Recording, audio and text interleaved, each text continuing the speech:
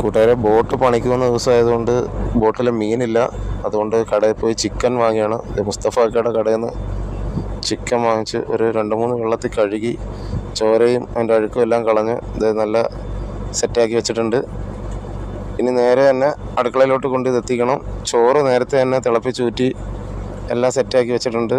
അത് വെള്ളം മാറുന്ന അടിപൊളിയായിട്ട് ഇരിപ്പുണ്ട്. കറിയുടെ ഒരു പോരായ്മയേ ഉള്ളൂ. ഏകദേശം മണി 2:30 എല്ലാവരും നല്ല വിശന്ന് തന്നെ ഇരിക്കുകയാണ്. ചോറ് സൈസായി. ഇനി ചിക്കൻ താണ്ടി അടുക്കളയിൽ എത്തിച്ചിട്ടുണ്ട്. എണ്ണ ചൂടായിട്ടുണ്ട്. അപ്പോൾ ഇനി ചിക്കൻ അങ്ങോട്ടേക്ക് പറക്കിയിടണം. ഇതാണ് നമ്മുടെ മസാല കള്ളി. എല്ലാ ഐറ്റം അതിനകത്താണ്. ഏകദേശം എണ്ണ ചൂടായിട്ട് വരികയാണ്. ഇനി ചിക്കൻ പറക്കി അങ്ങോട്ട് ഇട്ടാൽ മതി. ചിക്കൻ ഇടുക, പിന്നെ ലേശം ഉപ്പിട്ടിട്ട് ഒന്ന് ഇളക്കി ഇച്ചിരി ഒന്ന് ചൂടായി കിട്ടുക. ഉള്ളിയും തക്കാളിയും എല്ലാം ഓൾറെഡി റെഡിയാണ്.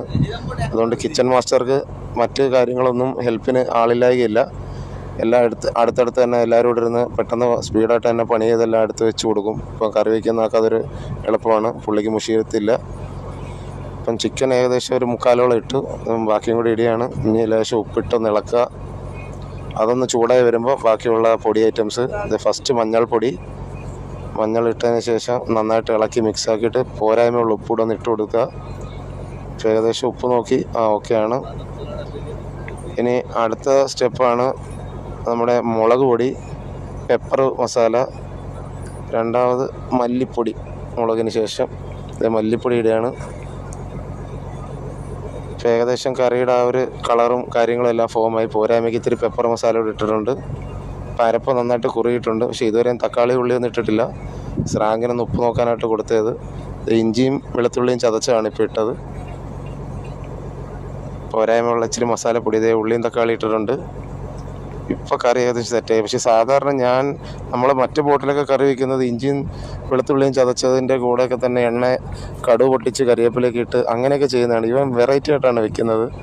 കറി ഇനി എന്തായി തീരുമെന്ന് അറിയത്തില്ല. അതേ ചോറും കറിയും റെഡി ആയിട്ടുണ്ട്. ഫസ്റ്റിലെ ജോഷുവാണ് കഴിച്ചു നോക്കണം. ആൾ ഓക്കെ പറഞ്ഞു. ഇത് എൻ്റെ പങ്ക് ചോറ് ഞാനെടുത്തത്. കറി വെച്ച സന്തോഷത്തിന് ആളത് തുള്ളിയാണ്.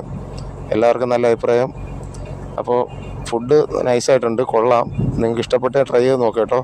അപ്പോൾ ഞങ്ങളുടെ ഫുഡ് അടി നടക്കുകയാണ്. അപ്പോൾ വീഡിയോ ഇഷ്ടപ്പെട്ടെങ്കിൽ സപ്പോർട്ട് ചെയ്യണേ. അടുത്ത വീഡിയോ കാണാം. ബായ്.